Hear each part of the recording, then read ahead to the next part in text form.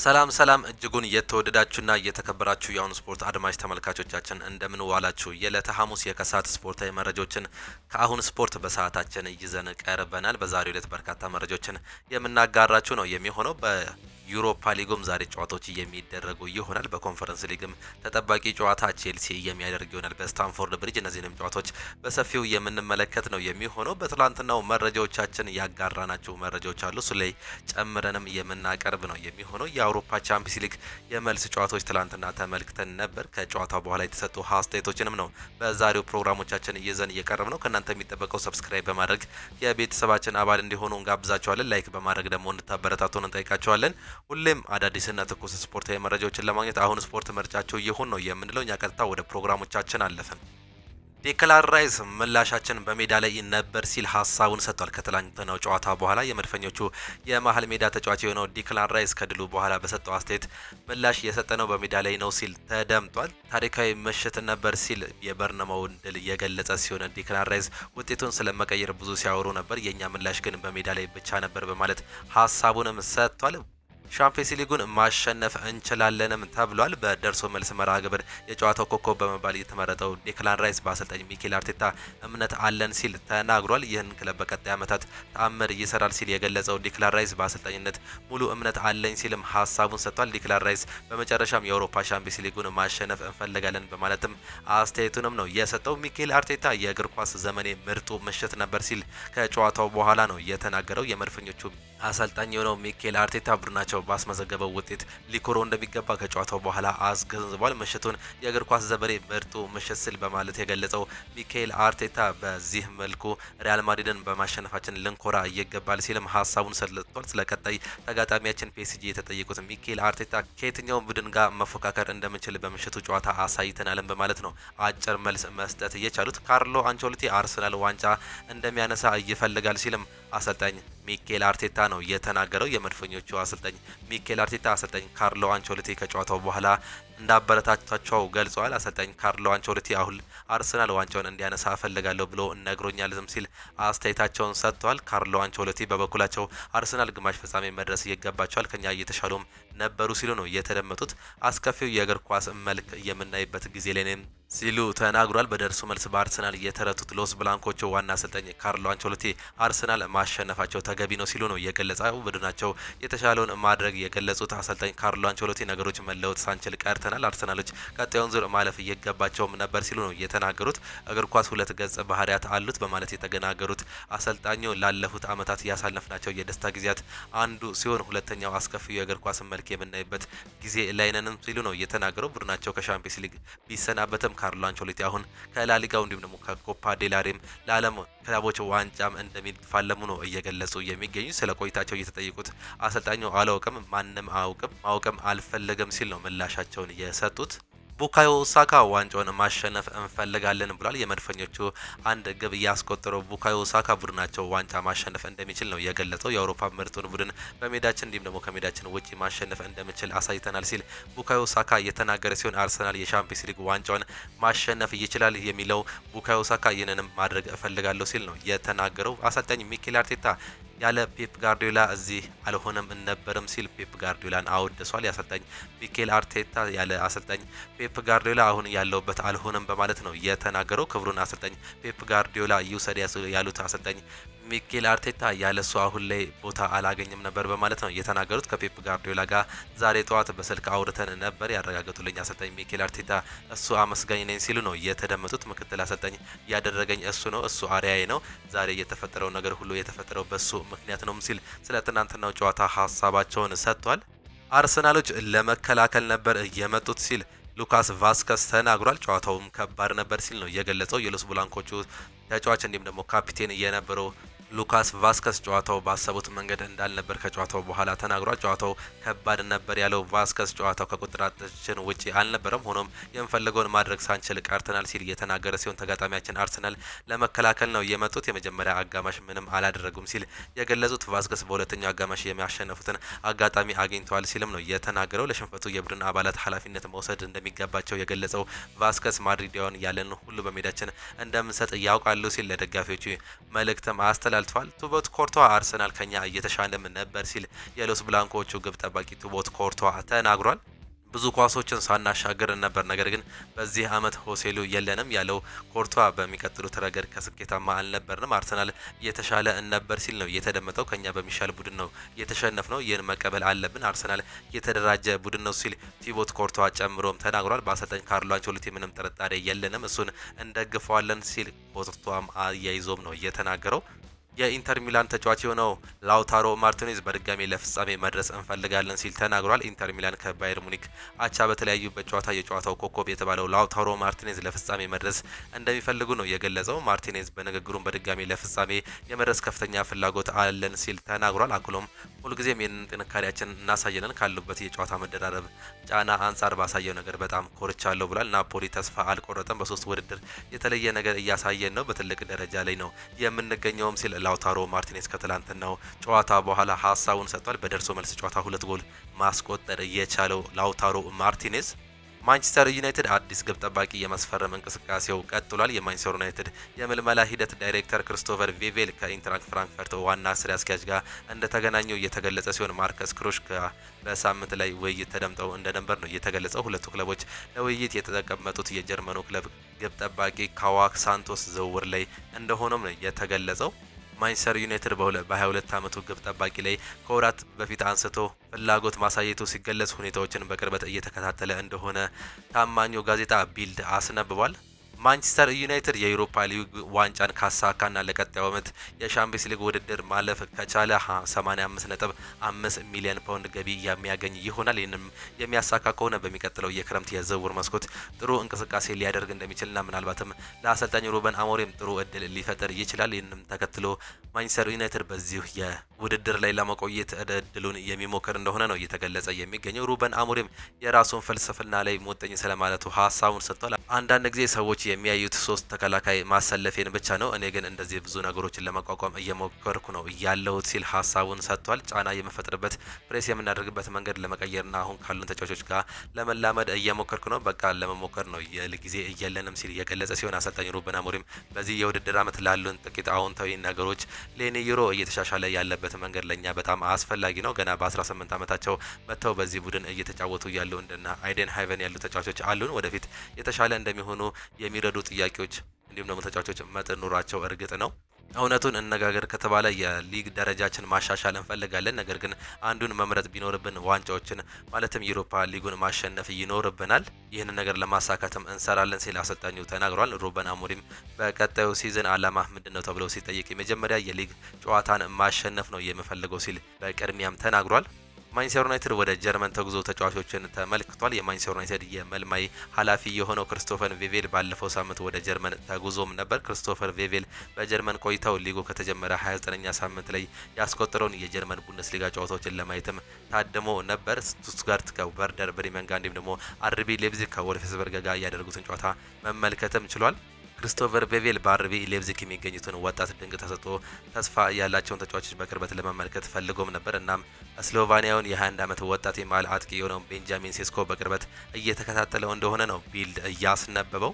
ኬቨን ዴብሩይነ ሊሄድ ይችላልም ነው እየተባለ የሚገኘው። ቤልጂየማዊው የአማካይ ስፍራ ተጫዋች የሆነው ኬቨን ዴብሩይነ በውድድር ዘመኑ መጨረሻ ከማንቸስተር ሲቲ ጋር ይለያያል። አሁን ላይ 4 የአሜሪካ ሜጀር ሊግ ሶከር ክለቦች ኬቨን ዴብሩይነን ለማስፈረም ፍላጎት ማሳየታቸው ዘ አትሌቲክስ አስነብቧል። ኬቨን ዴብሩይነ ለማስፈረም ፍላጎት ያሳዩት ኢንተር ሚላን፣ ዲሲ ዩናይትድ፣ ቺካጎ ፋየር እንዲሁም ደግሞ ኒውዮርክ ሲቲ መሆናቸው ነው እየተዘገበው። አሁን ላይ አራቱም ክለቦች ኬቨን ዴብሩይነን ወደ ስብስባቸው ለመቀላቀል ንግግር መጀመራቸው እየተገለጸም ይገኛል።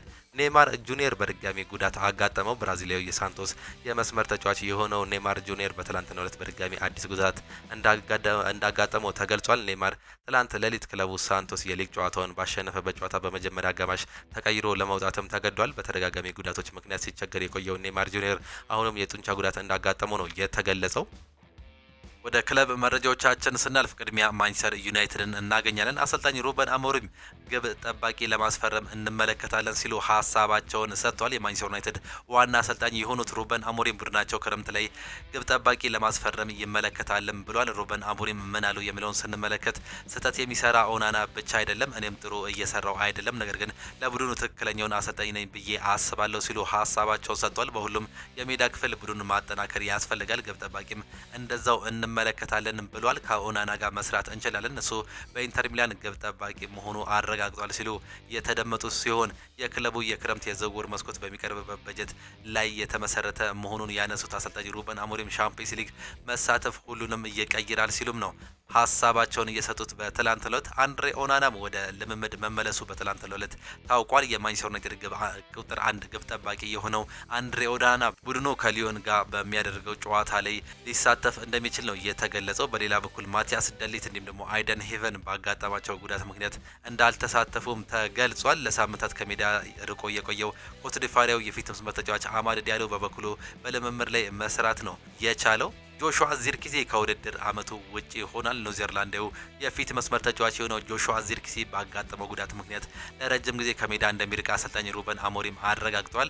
ተጫዋቹ በጉዳት ከዝውውር አመቱ ውጪ መሆኑን አሰልጣኝ ሩበን አሞሪም እየገለጹ ሲሆን በሌላ ዜና በዛሬው ዕለት የሊዮን ጨዋታ ላይ አንድሬ ኦናናም በቋሚነት እንደሚሰለፍ አሰልጣኝ ሩበን አሞሪም በሰጡት አስተያየትም ነው ማረጋገጥ የቻሉት። አማድ ዲያሎ በበኩሉ በቅርቡ ለመመለስ ዝግጁ አለመሆኑን ያነሱት አሰልጣኝ ነገር ግን ከመጠናቀቁ በፊት እንፈልገዋለን ሊደርስም ይችላል ሲሉ ነው የተናገሩት። አሰልጣኝ ሩበን አሞሪም በማንቸስተር ዩናይትድ በዛሬው ከሊዮን ጋር በሚያደርገው ጨዋታ ወሳኝ ጨዋታ በፊት ጋዜጣዊ መግለጫም ሰጥተው ነበር። ማቲያስ ደሊት ይመለሳል፣ አይደን ሄቨን ትንሽ ችግር ገጥሞታል፣ ጆኒ ኢቫንስ ወደ ልምምድ ተመልሷል፣ ነገር ግን ለዛሬው ጨዋታ ብቁ አይደለም ሲሉም ተናግሯል። አማድ ከዚህ በፊት ባጋጠመው ጉዳት ምክንያት በዛሬው ጨዋታ አይገኝም ሲሉ ጆሹዋ ዚርክዚም ከውድድሩ አመት ውጪ መሆኑን ነው ያረጋገጡት። አንድሬ ኦናናም ወደ አሰላለፍ ይመለሳል ሲሉ ማረጋገጥ ችሏል። በሩበን አሞሪም መግለጫ ላይ የተሳተፈው ማጉዌርም ተከታዩን ሀሳቡም ሰጥቷል። ይህ የውድድር ዘመን አስቀያሚ ስለመሆኑ ጥያቄ የለውም፣ ወጥነት ጭራሽ አልነበረንም። እናም በየጨዋታው ውስጥ እኛ በራሳችን መለወጥ ያሉብን ቁልፍ ጉዳዮች አሉ። ይህ በቡድን ደረጃ ልንሰራበት የሚገባ ነገር ነው ሲል ነው የተናገረው። ዩሮፓ ሊጉን ብናሸነፍ ራሱ ይህ የውድድር ዓመት ለእኛ በጣም አስከፊው እንደሆነ ምንም ጥርጥር የለውም ሲል ሀሳቡንም ተናግሯል። ለክለቡ ስትጫወት ዋንጫዎችን ማሸነፍ ግድ ነው፣ ዩሮፓ ሊጉም ለእኛ ልዩ ዋንጫ ይሆናል ሲልም ነው የተናገረው። በዚህ ክለብ ዋንጫዎችን ማሸነፍ ወሳኝ ነው። ማጉዌር ለሻምፒየንስ ሊጉ ማሸነፍ ምን ያህል አስፈላጊ እንደሆነ ነው የተናገረው። ይህ ዋንጫ ማሸነፍ ነገር ግን እጅግ በጣም ትልቅ ነገር ሊያደርግልን ይችላል። ወደ ቻምፒየንስ ሊግ እንድንገባም የሚያስችለን ይህ ዋንጫ ብቻ ነው፣ የቀረን ይህ ውድድር ብቻ ነው። ስለሆነም የዛሬውን ምሽት በጉጉት እንጠብቀዋለን ሲል ሀሳቡንም ሰጥቷል። አንድሬ ኦናና ከዚህ በፊት ከመምጣቱ በፊት በጣም ጥሩ ግብ ጠባቂ መሆኑን አስመስክሮ ነበር። በስራው ውስጥ ደግሞ የተለያዩ ውጣ ወረዶች ያጋጥሟል። ዋናው ከዚያ ነገር ማገገም መቻል ነው።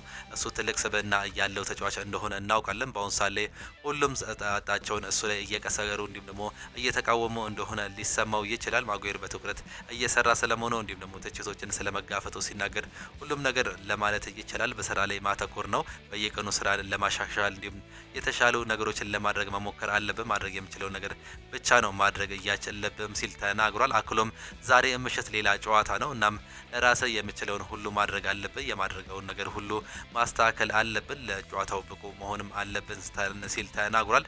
እኔ ራሴ በዚያ ሁኔታ ውስጥ ነበርኩ፣ ማለትም እንደ ኦናና ብዙ ትችቶችን ገጥሞኛል። ነገር ግን በስራ ላይ ብቻ ነው ማተኮር የፈለግኩት። በዚህም በስራ ላይ ይህንን ነገር ለማግኘት ማለትም በዚህ አቋሜ ላይ ለመገኘት በርትቼ መስራቴንና ትችቶችን አለመስማቴ ለእኔ እጅግ በጣም አግኝቶኛል ወይም ደግሞ ጠቅሞኛል ሲል ሀሳቡንም ሰጥቷል።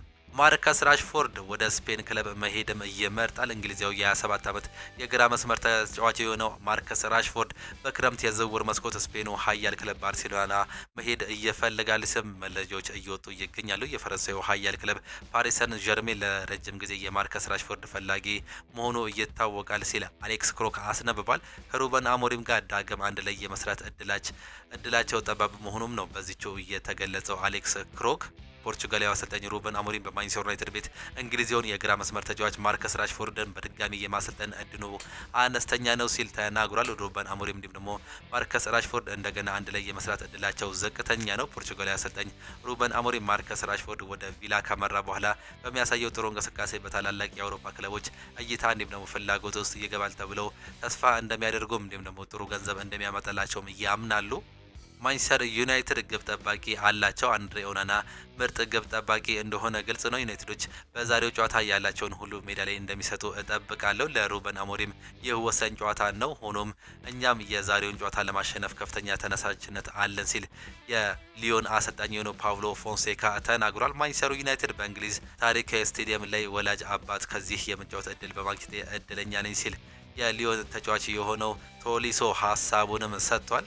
ዳርዊን ኑኔዝ የሊቨርፑል የውድድር ዘመን ካለቀ በኋላ ወደ ሌሎች ክለቦች ሊፈርምም ይችላል። ይህ ተጫዋች በክረምት ወደ ሌሎች ክለቦች የሚሄድ እድሉ በአሁኑ ሰዓት ላይ እንደሚሰፋ ዚስ ኢዝ አንፊልድ የሚባለው ጋዜጣ ማስነብበም ችሏል። ጄሚ ካራገር ስለ መሐመድ ሳላም ይናገራል። ከመሐመድ ሳላ የበለጠ ይህንን ድንቅ ነገር የምናየው ይመስለኛል። እሱ ሁልጊዜ የተጫዋቾች ጋር የማይሮጥ እንዲሁም ደግሞ ኳስን አግኝቶ ለተጫዋቾች የሚሰጥ እንዲሁም ደግሞ ከሱ ጋር የሚጫወት ሰው አለ። መደበኛ የክንፍ ተጫዋቾችን እሱ ወደ ፍጹም ቅጣት ምት ክልል ውስጥ አስገብተው ከአጥቂዎች አንዱ እንደሚያደርጉ ተስፋ አድርጋለሁ። ነገር ግን ሳላህ ኳስን በመቀበል ጎበዝ ተጫዋች እንዲሁም ደግሞ ይህ የሱ አስደናቂ ቁጥር በሚቀጥሉት 2 ዓመታት ውስጥ መቀጠሉን ማየት አስደሳች ይሆናል ሲል ነው ሀሳቡን እየሰጠው። ዲን ሁይሰን ወደ ሊቨርፑል መዛወሩ የጃላል ኳንሳን የመልቀቅ እድሉ ከፍተኛ ሊያደርገው ይችላል። ኳንሳ የኒውካስል ዩናይትድ ፍላጎትም እያሳሰበው ይገኛል ሲል አሌክስ ክሮክ በትላንትናው ዕለት አስነብቧል። ቨርጅል ቫን ዳይክ ከእሁዱ የሌስተር ሲቲ ጨዋታ በፊት በሊቨርፑል ቤት የሚያቆየውን የ2 ዓመት ኮንትራት እንደሚፈርም ፉትቦል ሚረር አስነብቧል። ዶሚኒክ ሶቦስላይ ከሞ ሳላህ ጋር ስላለው ግንኙነትም ሀሳቡን ሰጥቷል።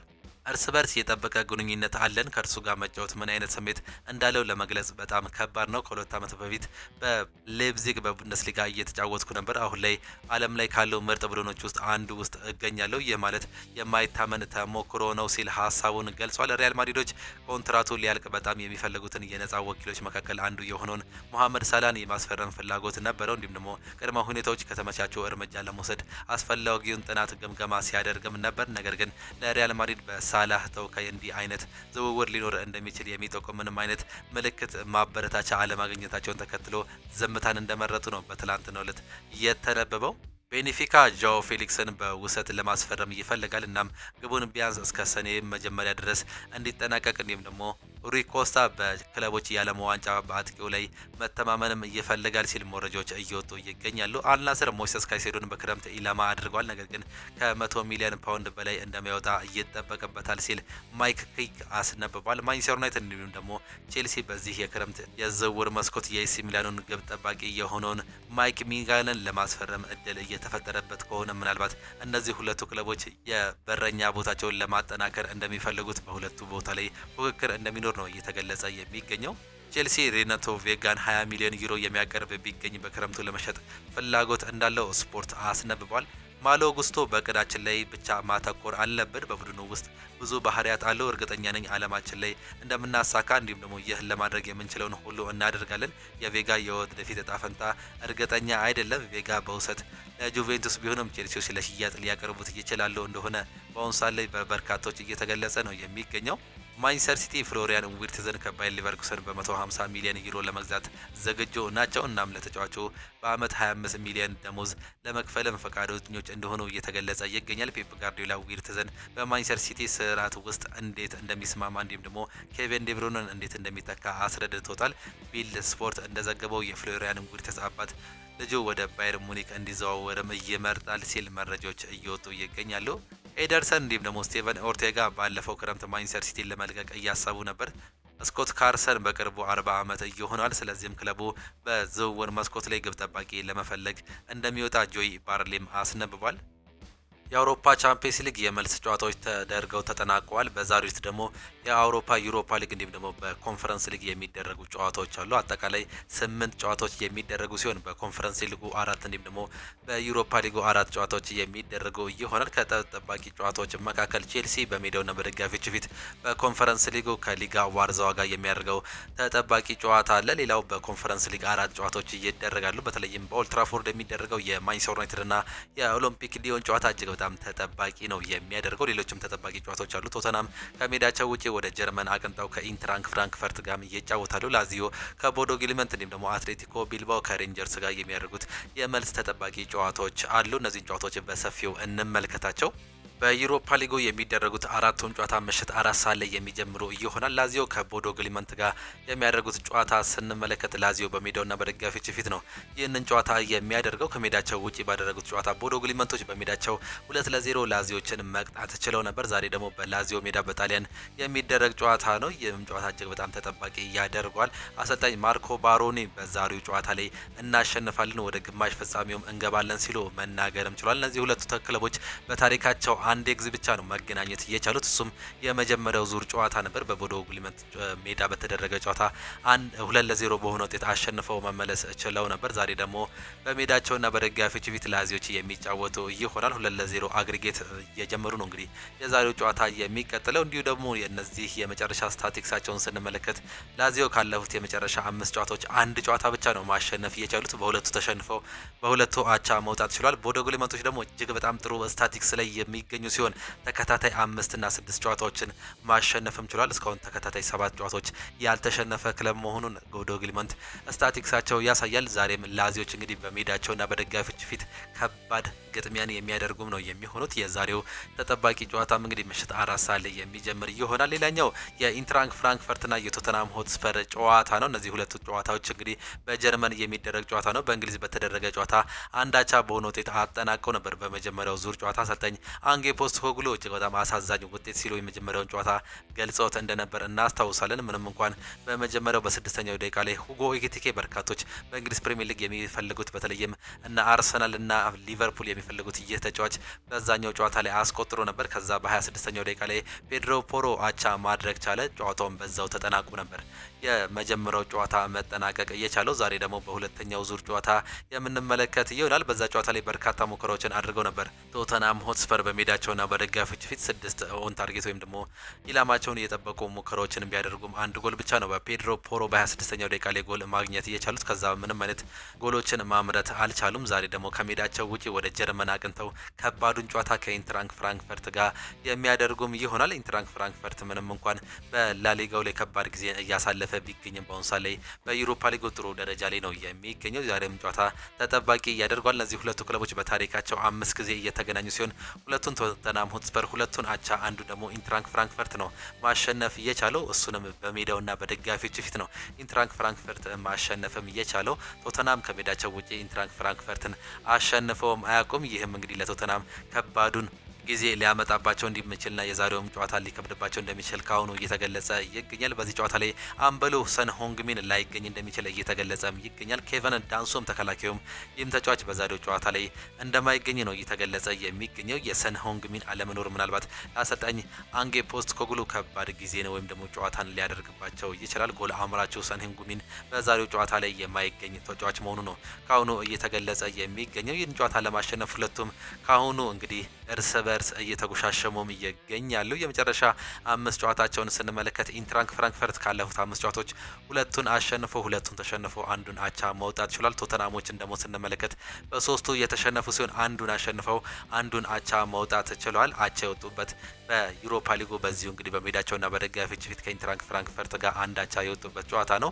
ያሸነፉት ደግሞ ሳውዛምፕተን ነው። ሳውዛምፕተን በዚህ ዓመት እንግዲህ እንደወረደ በእንግሊዝ ፕሪሚየር ሊግ መመልከትም ችለናል። የሊጉ ግርጌ ላይ የሚገኝም ክለብ ነው። ይህም በእንግሊዝ ፕሪሚየር ሊግ የሚገኘው ቶተናም ሆትስፐር በአሁኑ ዓመት 15ኛ ደረጃ ላይ ነው መቀመጥ የቻለው። የመጨረሻ እድላቸው ይህ ነው። ይህን ዋንጫ የማያሳኩ ከሆነ እንግዲህ በሚቀጥለው ዓመት ቶተናም ሆትስፐር በምንም አይነት መልኩ የአውሮፓ ውድድር ላይ የሚገኝ ክለብ አይሆንም። ይህን ዋንጫ የሚያነሱ ከሆነ ግን ወደ ቻምፒየንስ ሊግ በአቋራጭ የመግባት እድል አላቸው። አሰልጣኝ አንጌ ፖስቴኮግሉ በሁለተኛ ዓመቴ ሁሌም ዋንጫ ይሳካልኛል ሲሉ ተናግረው ነበር። በዚህ በሁለተኛ ዓመት ይህ ነገር ይሳካላቸው ይሆን የምንመለከት ነው የሚሆነው። ከባዱን ጊዜ ዛሬም በኢንትራንክ ፍራንክፈርት በጀርመን የሚያደርጉትን ጨዋታ የምንመለከት ነው የሚሆነው። ሌላኛው እጅግ በጣም ተጠባቂው በእንግሊዝ ኦልድ ትራፎርድ ማንቸስተር ከተማ የሚደረገው የማንቸስተር ዩናይትድ እና የኦሎምፒክ ሊዮን ጨዋታ ነው። ይህን ጨዋታ በመጀመሪያው ዙር ጨዋታ እንግዲህ በርካቶቻችን እንደተመለከትነው በበረኛው አንድሬ ኦናና ሁለት ስህተቶች ምክንያት ማንቸስተር ዩናይትድ ወሳኙን ነጥብ ወይም ደግሞ የጎል ልዩነት ማጣቱን ነበር መመልከት እየቻለው። ሁለት አቻ በተጠናቀቀው በዛ ጨዋታ ላይ የአንድሬ ኦናና ሁለት ስህተቶች በተለይም የሁለተኛው ስህተት ደግሞ ጎልቶ መታየቱን እንዲሁም ደግሞ ባለፈው የኒውካስል ጨዋታ ላይ ከስብስብ ውጪ አሰልጣኝ ሩበን አሞሪም ማድረጋቸውን ተመልክተን ነበር። ዛሬ ግን ወደ ልምምድ መመለሱ ነው በትላንትናው ዕለት እየተገለጸው። ምናልባት ዛሬ የመሰለፍ እድል ወይም ደግሞ ቤንች ላይ የመቀመጥ እድል እንዳለው ካሁኑ እየተገለጸ ይገኛል። ነገር ግን የዛሬው ጨዋታ በኦልድ ትራፎርድ ልዩ ድባብ ሊኖረውም እንደሚችል ካሁኑ በርካቶች እየገመቱም ይገኛሉ። ትላንትና በወጡ መረጃዎች መሰረት የማንቸስተር ዩናይትድ የሚታወቁት ደጋፊዎች በተለምዶ 1958 ተብሎ የሚጠራው የማንቸስተር ዩናይትድ ደጋፊዎች እንግዲህ ልዩ ድባብ በመፍጠር በሰር አሌክስ ስታንድ ወይም ደግሞ በመቀመጫ በዛ መቀመጫ ቦታ ላይ የተለያዩ ሞዛይኮችን ይዘው እንደሚገቡ የተለያዩ ነገሮችንም እንደሚያሳዩ እየተገለጸ ይገኛል። ይህንም ማንቸስተር ዩናይትድን ለማበረታታት እንደሆነ እየተገለጸ ሲሆን ፍቃደኝነቱንም ለብሩኖ ፈርናንዴዝ እንደነበርና እሱም ፍቃደኝነቱን ማሳየቱን ተከትሎ በዛሬው ጨዋታ ላይ ልዩ ድባብ በአሰልጣኝ ሩበን አሞሪም ስር በኦልድ ትራፎርድ የምንመለከት እንደሆነ ነው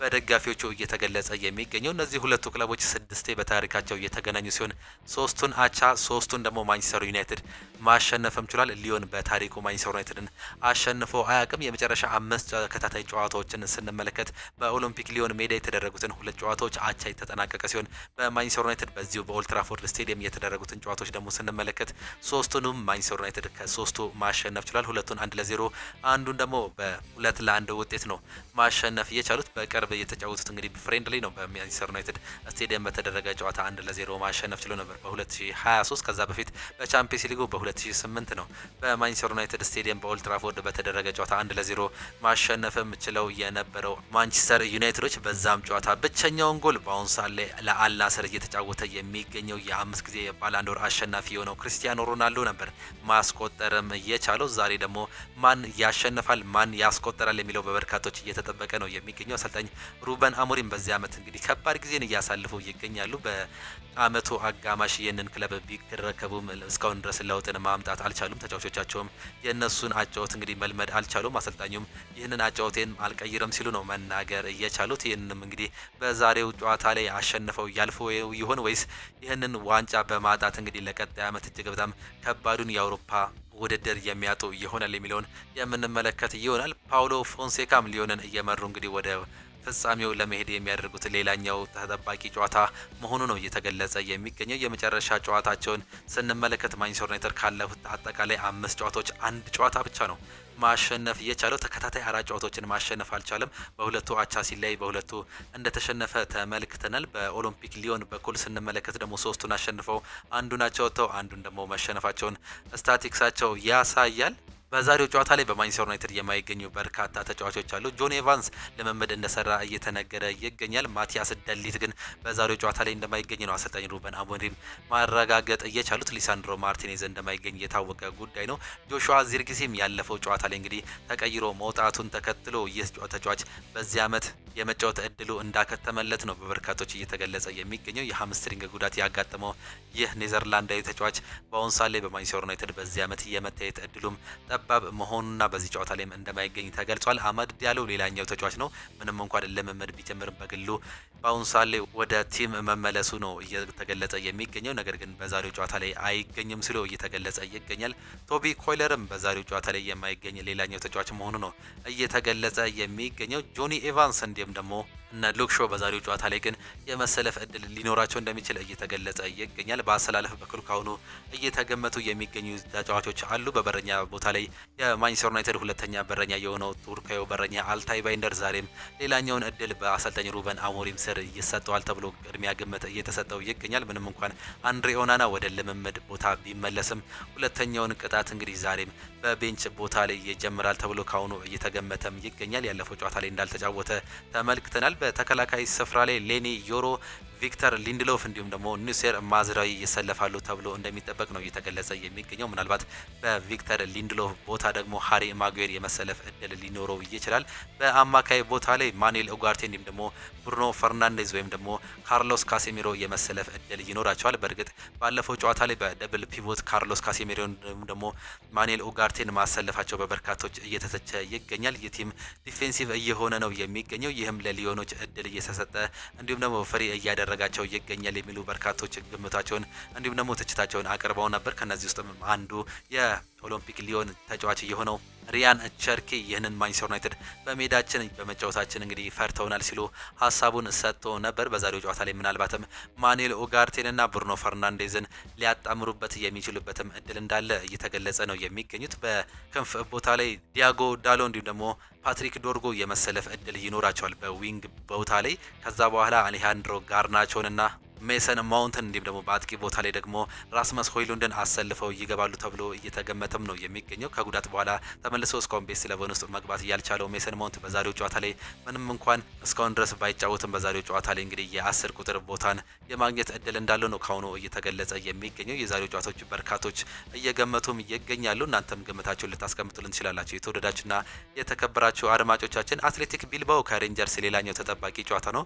በአግሪጌት እንግዲህ የመጀመሪያውን ዙር ጨዋታ 0-0 በሆነው አቻ ውጤት ነበር መጠናቀቅ የቻለው በሬንጀርስ ስቴዲየም በተደረገ ጨዋታ። ዛሬ ደግሞ በስፔን በሚደረገው ጨዋታ እንግዲህ አትሌቲክ ቢልባኦ በሜዳቸውና በደጋፊዎች ፊት ይህን ጨዋታ የሚያደርገው ይሆናል። እነዚህ ሁለቱ ክለቦች በተገናኙበት በአራት የታሪካቸው ጨዋታ እንግዲህ ሬንጀርሶች ሁለቱን ያሸነፈ ሲሆን አንዱን አትሌቲክ ቢልባኦ ማሸነፍ ችሏል። አንዱን ደግሞ አቻ ነው መለየት የቻሉት። የዛሬው ደግሞ የመልስ ጨዋታ በሁለቱም በኩል ተጠባቂ እንዲሁም ደግሞ አስፈላጊ ውጤትም ነው። በኮንፈረንስ ሊግ ተጠባቂ ጨዋታዎች አሉ። ከነዚህ መካከል ቼልሲ በሜዳውና በደጋፊዎች ፊት ሊጋ ዋርዛውን የሚያስተናግድ ነው የሚሆነው። ከሜዳቸው ውጪ አሸንፈው ቢመለሱም የዛሬውም የስታንፎርድ ብሪጅ ጨዋታ ከባድ ሊሆንባቸው እንደሚችል መገናኛ ብዙሃን እየተገለጸ ነው የሚገኙት። አሰልጣኝ ኤንዞ ማሬስካ የመጀመሪያውን ጨዋታ 3-0 በሆነ ውጤት ማሸነፍ ቢችሉም የዛሬውም ጨዋታ ሌላኛው ከባዱን ጨዋታ በስታንፎርድ ብሪጅ እንደምንመለከት እየተገለጸ ይገኛል። እነዚህ ሁለቱ ክለቦች በተገናኙበት ታሪክ እንግዲህ አንድ ጊዜ መገናኘት ችሏል። እሱም የመጀመሪያው ዙር ያለፈው ሳምንት የሐሙሱ ጨዋታ ነበር። በዛ ጨዋታ ላይ እንግዲህ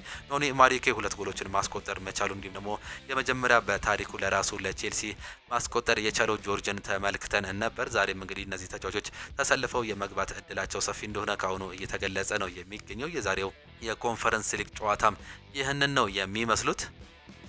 የተወደዳችሁና የተከበራችሁ የአሁኑ ስፖርት አድማጭ ተመልካቾቻችን ለዛሬ የነበረን ስፖርታዊ መረጃዎቻችን ይህንን ይመስሉ ነበር። ፕሮግራሞቻችን የታያቸው ሀሳብ አስተያየታችሁን ኮሜንት ቦክስ ላይ ልታጋሩ እንችላላችሁ። የዛሬ ፕሮግራሞቻችን ይህንን እየመስሉ ነበር። በነገው ፕሮግራሞቻችን እስከምንገናኝ ድረስ ቻው ቻው፣ መልካም ጊዜ፣ መልካም ሙሉ ይሁንላችሁ።